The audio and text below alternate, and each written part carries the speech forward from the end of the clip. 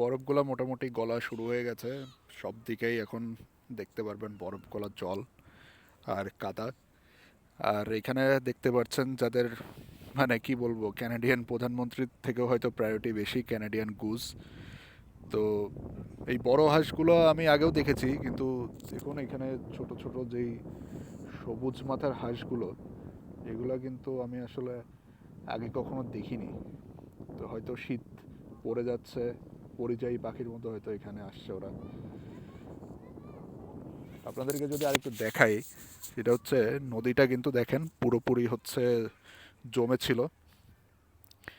তো এই হাঁসগুলো থেকে কিন্তু আবার সাবধানে থাকতে হয়, বুঝছেন? এরা কিন্তু আসলে দাবরানি দেয় কিন্তু অনেক সময়। হ্যাঁ, মানে বেশি কাছে গেলে এরা কিন্তু আপনাকে দাবড়ও দিতে পারে। যেটা দেখাচ্ছিলাম যে নদীগুলো কিন্তু কিছুদিন আগেও পুরো জমে বরফ হয়েছিল। এখন আজকে টেম্পারেচার এখন 8 ডিগ্রি। কিছুদিন আগেও দেখেন এগুলো কিন্তু একদম বরফের উপরে হেঁটে বেড়াচ্ছে। মানে এখনো পুরো নদী জমে বরফ হয়ে আছে, এই সেই বিখ্যাত ডেট্রয়েট রিভার। আর সামনেই দেখতে পাচ্ছেন আমাদের হচ্ছে অ্যাম্বাসেডর ব্রিজ, যেটা আমেরিকা এবং উইন্ডসরকে কানেক্ট করেছে। এই নদী পার হলেই হচ্ছে আমেরিকা, আমেরিকার ডেট্রয়েট মিশিগান যে শহর। তো উইন্ডসর শহরে যদি বলি তাহলে এটাই সব থেকে আসলে সুন্দর জায়গা, রিভার সাইড। যদিও এটা অনেক বড় রিভার সাইডটা। আমি একটা পার্কে আসছি, পার্কে আসছি, হাঁসগুলো ডাকাডাকি করতেছে আর কি। তো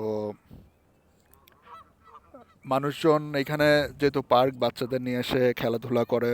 এখানে পাশে একটা স্কুল আছে। তো এখন বিকাল সময় কয়টা বাজে, এখন প্রায় 4:30 বাজে। একটু পরে সূর্য পড়ে যাবে। তো সানসেটটাও কিন্তু এখান থেকে দেখতে অনেক সুন্দর লাগে, আপনাদেরকে কোনো একদিনে দেখাবো।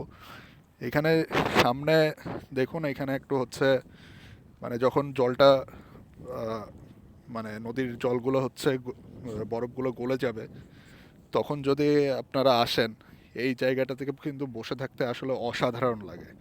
একটু ডিকের মতো, অনেকে এখান থেকে কিন্তু এই যে স্পিড বোট নামানোর জন্য এরকম করে কিন্তু আসলে ব্যবস্থা করে দেওয়া আছে।